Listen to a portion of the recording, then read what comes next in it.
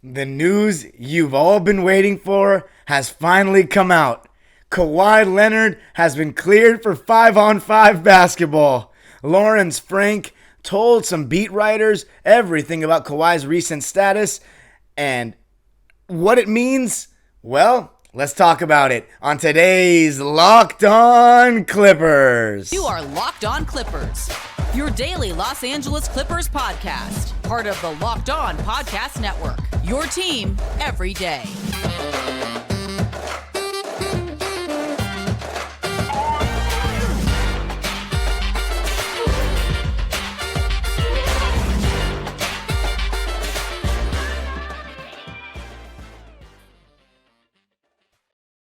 Yes, sir. You are locking in with the Clips. Thank you for making Locked On Clippers the first listen of your day, your team every day, the only 5-day-a-week Clipper podcast, and it is hosted by your boy, yours truly, Darian Vaziri. I've been a Clipper fan for 18 years, live and die with this team, and because of that, I started my own podcast and YouTube channel known as Dime Dropper, where you can follow me on YouTube and, of course, Twitter and Instagram at Dime Dropper Pod. Yesterday, I attended a sit-down with Paul George with other Clipper fans in attendance, and he talked about it a lot. I will likely be making an episode very shortly on that. But you can also check out the full version on my YouTube channel. But for today's episode, we're going to be talking about the news that Lawrence Frank spilled about Kawhi Leonard finally being cleared to play 5-on-5, what it means for the start of the Clippers season and the regular season as a whole, now that we have that question answered. And also, does it mean we also have to temper? Is there anything to be cautious about? Should we not get too excited too soon? I will also be talking about that side of things. And then I will close out with talking about a very, very emotional and revealing article in the Players Tribune that was written by the Clippers' very own John Wall. You need to check it out if you're a basketball fan, not just a Clipper fan. You've got to go check it out. He was very open in that, and we are going to be analyzing and breaking down some of the pieces of that article towards the end of the show. But to start the show, let's get to the matter at hand, the exciting news. Lawrence Frank told beat writers Law Murray and Tomer Zarli that Kawhi Leonard has been cleared to play 5-on-5. The immediate reaction is obviously extreme joy if you're a Clipper fan. We've been waiting for this news for months now. And to finally hear it come out of the mouth of the president of basketball operations, Lawrence Frank, with a capital L-A, is huge. Now we know that Kawhi will very likely and almost 100% be ready for opening night against the Lakers, which is huge, and maybe even some preseason games. But if you go back and listen to some of the previous episodes I had about the regular season and the expectations for the regular season, I said that the Clippers should target 60 wins for the first time. And to do that, they're going to need Kawhi Leonard and Paul George to be healthy. They obviously need the squad to be healthy, but it really comes down to Kawhi and Paul George. Because the Clippers have replacements, besides Ivica Zubac at this point, for every other kind of player on the team on a given night in the regular season. And having Kawhi Leonard ready from day one enables the Clippers to have that kind of goal and be realistic about it. Now, had Kawhi Leonard not been ready to start the season, I know some trolls and people that act like they're in the know and would say, came to the comment section about Kawhi's not going to be ready till January. Disregard the trolls. The beat writers and Lawrence Frank, straight from the organization, is telling you he's ready to go. So that brings me to the question. Now that the question for you guys in the YouTube channel, because the YouTube channel is the fastest way to grow the show, so make sure you subscribe. Should the Clippers be targeting 60 wins now? Is this achievable now that Kawhi Leonard is ready to go? Now that he's ready to start the season, is 60 wins achievable for the first time in franchise history? You let me know in the comment section. But, of course, you know what I think. I think it's extremely achievable. And now that Kawhi Leonard will be ready for opening night, it makes it that much more believable and possible that it could happen. Now, the question is, before we even get to the regular season, can Kawhi Leonard, or will he play in preseason? That question was asked in the interview, and Lawrence Frank didn't answer it. He said they're going to take it a step at a time, and they're going to be very cautious, which brings us to load management. But I'm going to go over that in a little bit because he went in detail about the regiment and what the organization is planning on doing as far as not just Kawhi Leonard, but other players in terms of managing their minutes and managing their load in terms of games and all that. But Kawhi Leonard being healthy and being ready is such a great sign.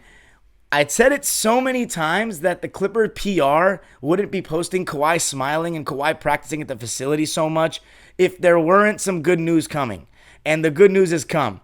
And besides that, Lawrence Frank also said that he wants to play in everything. He is just in the gym at 7 a.m. or whatever, comes for 4 to 5 hours, and he goes in. Whether it's on the court, whether it's in the weight room, he is locked in. His work ethic is top notch, and that's why he is who he is. That's why he's had the career that he's had and is arguably the best player in the league when he's healthy. And for God's sake, it is so exciting to say that he's going to be healthy again.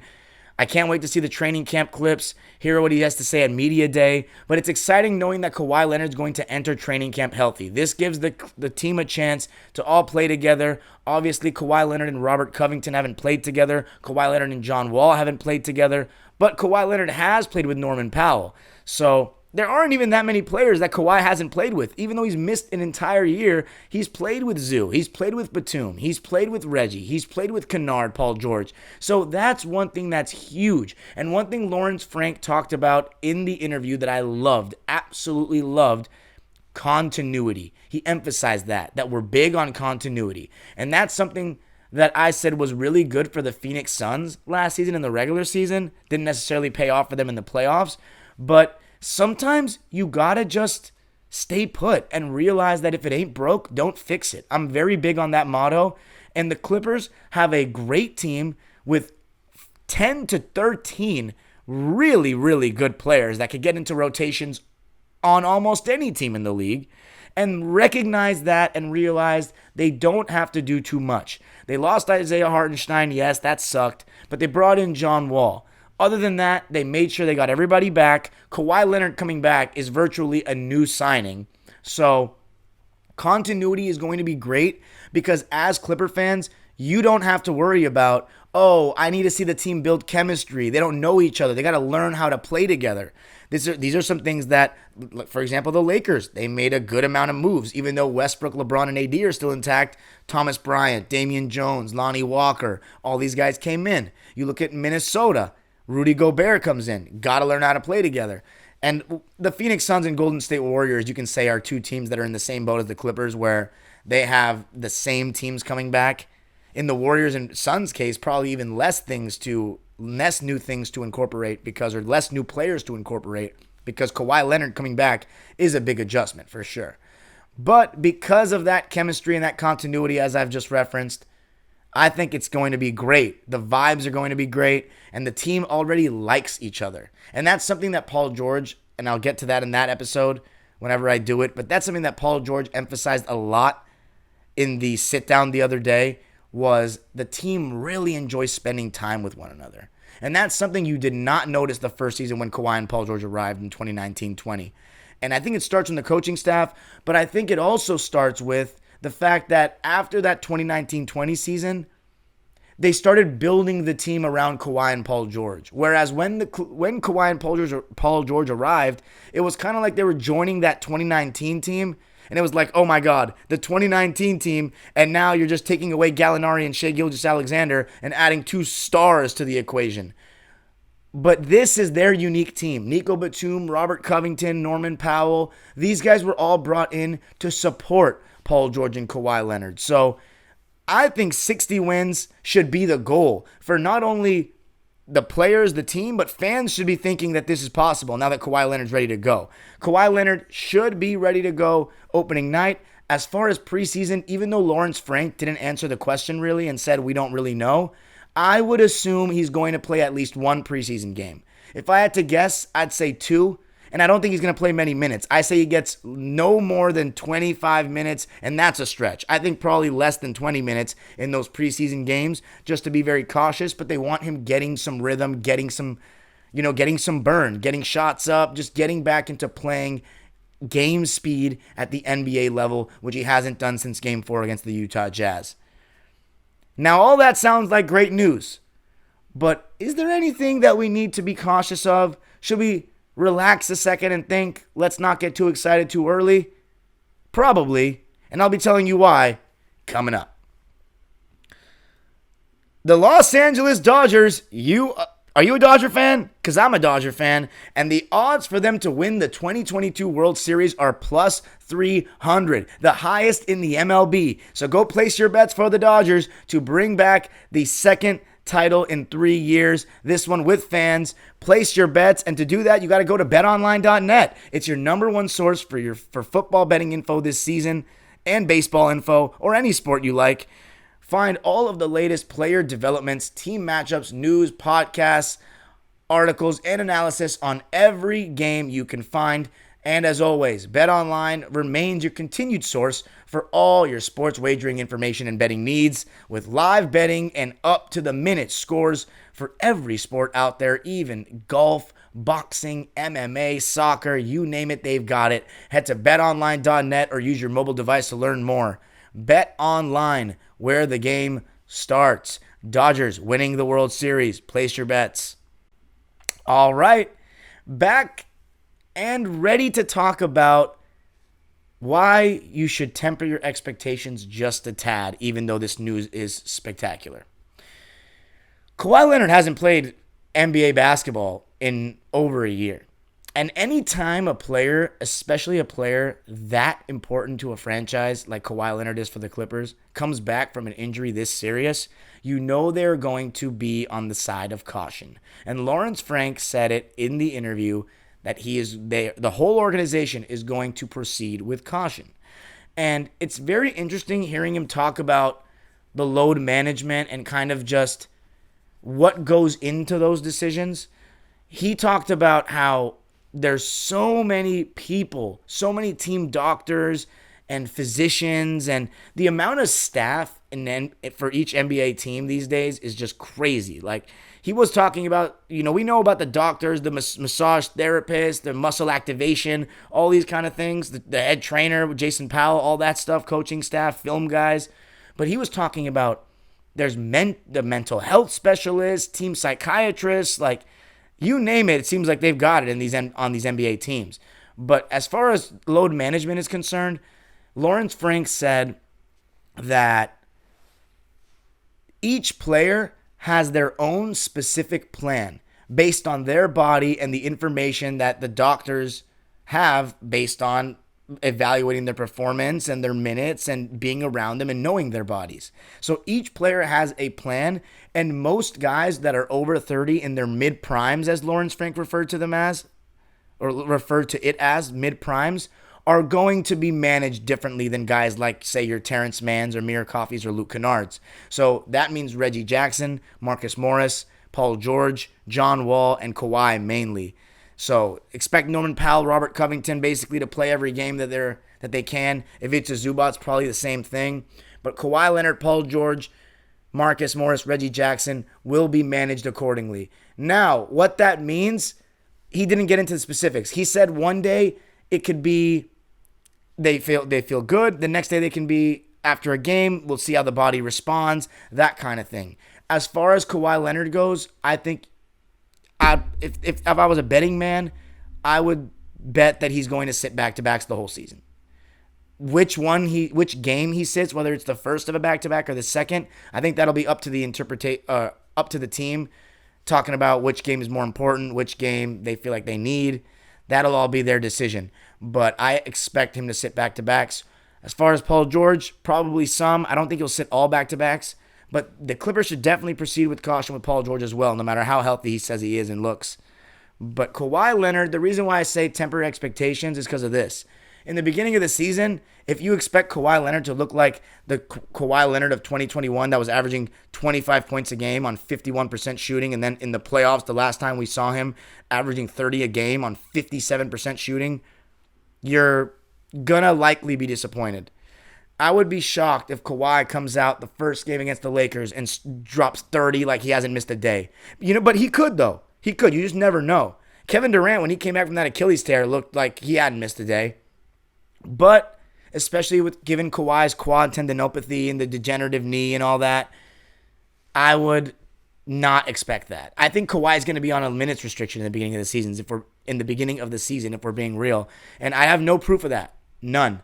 But I expect it. I expect that he won't be getting played more than 32 minutes, maybe the entire season, but we'll see. Definitely in the beginning of the season, I see him getting played around 30, 29. Like Paul George was getting played 29 minutes in the 2020 season when he was constantly in and out of constantly injured and in and out of the lineup.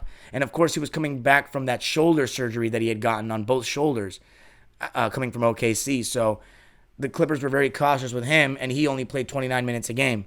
This is a very serious injury, much more serious than even that. And Kawhi Leonard is the best player on the team. So I expect around 29 to 30 minutes to start the season. I wouldn't even be shocked if it was around 25, 26 minutes the first 2 or 3 games.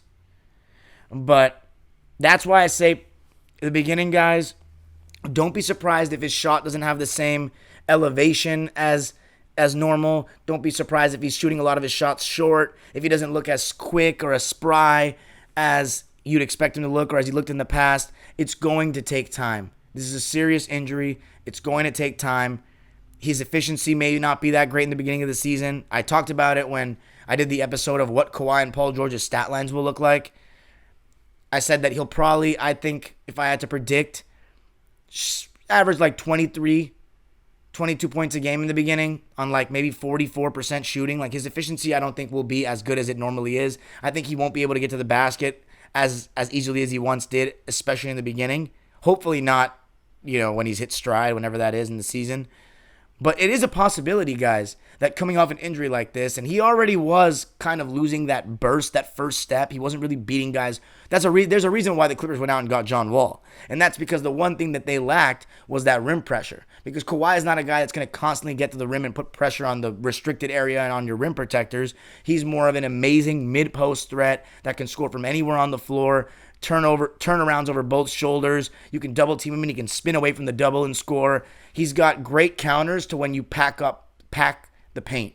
Great counters. All mid-range snipers do, basically. But getting by guys, that first step, we'll see if it's decreased a little bit or gotten a little slower since the injury. But in the beginning, I highly doubt he will look just as good as 2021. So that's why I say temper the expectations and expect the Clippers to be very cautious with his minutes and his usage and all that as well in the beginning, for sure. But I could be wrong, and I hope I'm wrong, that Kawhi Leonard just comes back and looks like the Kawhi Leonard that everyone remembers and looks like he's in the best player in the world conversation again. Because that's what he was the last time we saw him play. And, I already talked about the ESPN list or the BSPN list of him being ranked 11th, and then BetOnline's list that is he's 12th. So, again, let these people have their lists. Kawhi Leonard will show them in due time. Hopefully it's in the playoffs, but if I'm trying to be even more optimistic, the Clipper fan in me says that in the regular season and the playoffs, he's going to show everybody that he's still right there firmly in the best player in the world conversation. And Lawrence Frank said it as well. He said when Kawhi last got hurt, he was in the best player in the world conversation. And one thing I really also liked about what Lawrence Frank said is, and this is the huge con to load management, sacrificing rhythm and potential winning streaks and continuity and having the same lineups. You can't just try to build lineup chemistry and all this rhythm and then all of a sudden a player sitting out a game and now you got to put in a new starter to start and you just kind of have to, play with a new lineup. That can be annoying. And that was really annoying in 2021 regular season and the 2020 regular season. So one thing I really love that Lawrence Frank said was, it's a fine balance. We understand that the load management is necessary at this time, but we don't want it to hurt the continuity, the chemistry, and that rhythm. The big word is that rhythm. The continuity is there. This is the same team, and we want them playing together. We want Ty Lue figuring out who his starting lineup is, which is still a question. We don't know if it's going to be Wall or Reggie. We don't know who's going to start alongside Zubats, Kawhi, and Paul George, who are the clear locks. We want to see a starting lineup be made, confirmed, and continue to play with one another without too much changes. If Kawhi sits out, you know who you're plugging in. Okay, Rocco is going to start tonight, or Marcus Morris Sr. is going to start instead. And we know that that's the case. If Paul George or Kawhi is out, throw in Senior there. We lack scoring. I think that's a great option. Just right there. Senior be the guy that if Kawhi or Paul George is out, you throw in no matter what. I really like that. So it's a fine balance between keeping that chemistry. If the Clippers are on a 5-game winning streak and they have a back-to-back, do we sit Kawhi and Paul George? Because then there's what matters more. There's the argument, the counter argument. What matters more? A winning streak in the regular season or being healthy in the playoffs? And obviously the answer is being healthy in the playoffs. But I want to pose a question to all you listeners right now. I really want to pose this question about load management. Now, I know that it's scientifically proven that players overworking themselves can cause major injuries and that, it's good sometimes to take a rest day and all that. But have you noticed that these last couple of years since the load management era has begun, we've talked about injuries more than any seasons in the past? It seems like there's been more injuries. I know for a fact in 2021 and 2020, statistically, injuries were just on the rise like crazy. Now you've had, those were some shortened off seasons though, which was an excuse or a reason why partially guys were getting hurt. But the 2021-22 off season was only a tad bit shorter for some teams that made it to the playoffs. This is the first off season since the pandemic that's been normal length and normal time. So that short offseason excuse isn't a thing anymore. But you still see guys going down with a lot of injuries. And part of it is because even though the game isn't as physical as it once was, the pace has really gone up the last 6 or 7 years. So you're seeing a lot more guys getting injuries running, non-contact injuries. But there's a bigger conversation to be had about youth sports and how these guys' legs and muscles and tendons and joints are cooked by the time they even enter the league and are at much higher risk of injury than guys in the past because they're just getting worked to death as kids. But that's a conversation for another day. My point about load management is this. In 2021, even though Kawhi Leonard tapered back, they tapered back the back-to-back stuff. The resting back-to-back stuff. He played some back-to-backs. Towards the end of the season, Kawhi Leonard and Paul George, it seemed like one of them was out each night. They were being very cautious. And Kawhi Leonard, despite missing 20 games in the 2021 regular season because some injuries, some load management, he still got a major injury. He still sustained a major injury in the playoffs. So again, this is all a probability game. There's no guarantee that Kawhi Leonard, if he plays a certain number of back-to-backs, gets injured. There's none. But there's also no guarantee that he doesn't get hurt if he plays. Or if he sits, So it's really just a probability game that if he doesn't, or if he rests a certain amount of games, he has less chance to get injured.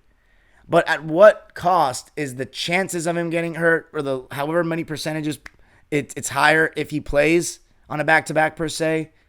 How much more important is that than getting rhythm, getting 60 wins, getting the number 1 seed? And that's the question that the doctors, everybody involved with these decisions about load management and which players play on a given day have to make and are going to have huge impacts on the season. I just hope it's not too annoying where it's like the Clippers can't build a winning streak because of it, because that can be really frustrating. But coming up, I will be ending, and you will not want to miss this, talking about John Wall and his recent letter in the Players Tribune opening up about all the mental health struggles and how close he was to taking his own life. Stick around. All right, to close out the show, I'm going to be getting into a more serious topic. John Wall wrote a letter to the Players Tribune about the last couple of years for him, and it was very powerful. And reading it, I'm not going to lie to you, I was like, my whole body went cold. My whole body went cold. And he started talking about how, just a couple years ago in the 2017 playoffs, he made a game-winning three, if you recall, to beat the Boston Celtics in Game 6, stood up on that scores table. He was the king of the city at the time, or at least for the Wizards. I can't talk. I'm not going to say he's the king of the city when Alexander Ovechkin played so many years for Washington Capitals. But as far as the Wizards are concerned, John Wall was the man of that franchise for many years. Standing on the scores table, celebrating, looking out at his crowd. And just like that, within about 2 years, he had to have a heel surgery, major injury that ruled him out for the entire remainder of the 2018-19 season. And then he had an infection that I didn't even know about, an infection after the surgery. And also there was that story where he fell down his stairs and then tore his Achilles. So a huge injury after a huge injury, which is just, it's like Klay Thompson, recently when he tore his ACL and then tore his Achilles after. It's like, you probably are thinking like, man, I could be done. And to make things worse, because as if that's not bad enough, for a guy who wants to be out there so badly and is such a passionate player about the game of basketball, and that's another thing Lawrence Frank said too, is that John Wall has such a love for the game. He'll talk about anything. He'll talk about AAU basketball, talk about the WNBA. He has such a passion and fire for the game. And John Wall said in his article that growing up, he was raised by a single mom because his dad passed away at a very young age, which is very sad. His brother was locked up.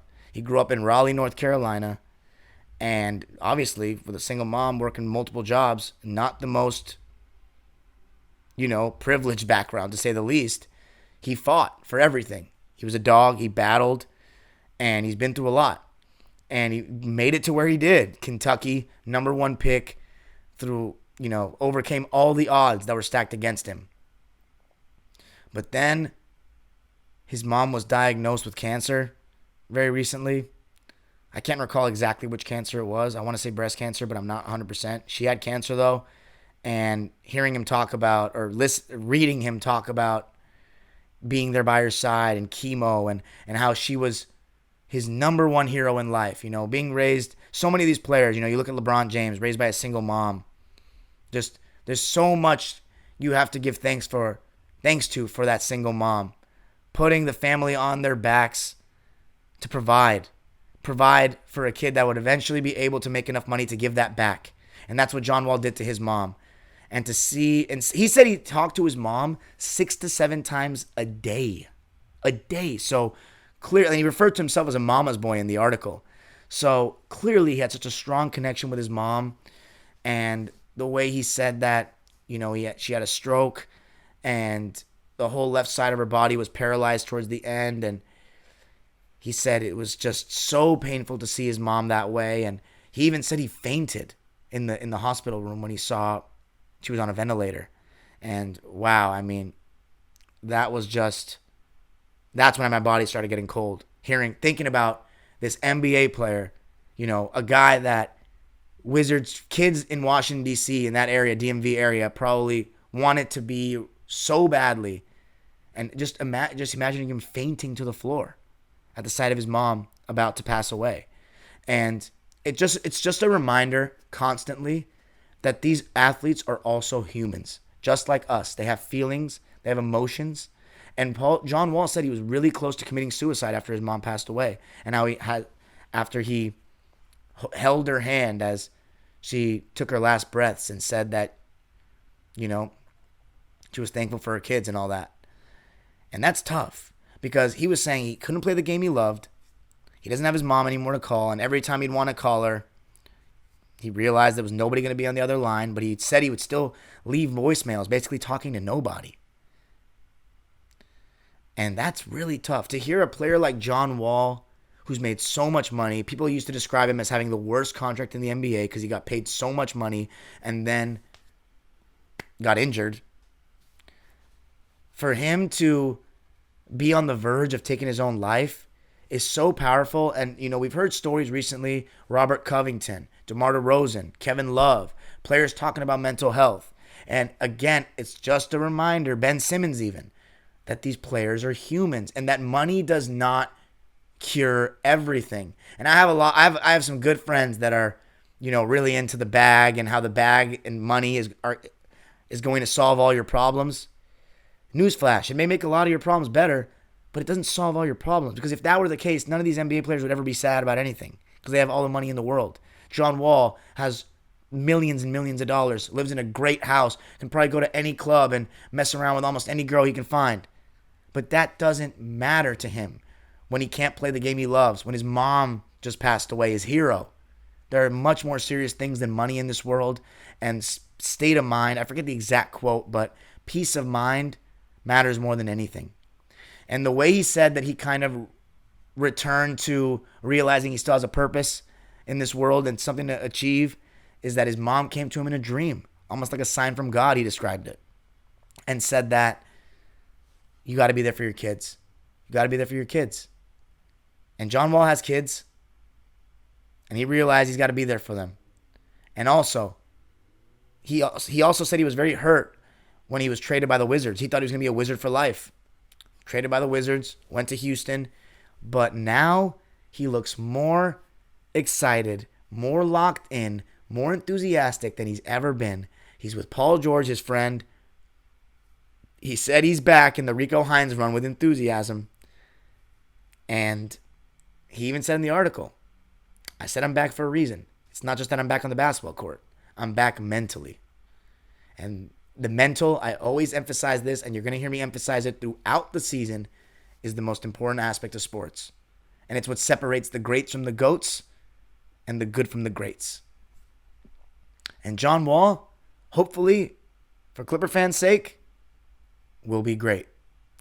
And I'm just telling you this because I want you to realize what this guy's been through, and it just makes me want to root for him even more. Even more. But remember, guys, after all that, Kawhi Leonard's back. John Wall's feeling good. The team is feeling good. Are you feeling good? Let me know again in the YouTube comment section on the pinned comment. Should the Clippers go all out for 60 wins now that Kawhi is back? Should they have their sights set on that? And when I mean that, I don't mean that no such thing as load management, don't rest anyone. I'm just saying have their sights set on that, and at times maybe prioritize that number one seed more than an occasional rest day. Now, that may not be a popular opinion. It probably won't be. But let me know. Are the Clippers able to do this? Remember, you can follow me throughout the season, the whole journey, at Dime Dropper Pod on Twitter and Instagram. And, of course, to follow me and subscribe on YouTube. That's where you get all the extra content I make, game day vlogs, post-game reactions, and, of course, the recent sit-down with Paul George at the Forum. Go check that out if you want to hear about him. Remember, Locked On Clippers, the only 5-day-a-week Clipper podcast. Subscribe to it. Leave a review on Apple Podcasts. And, of course, make sure to tune in. As always, go Clippers.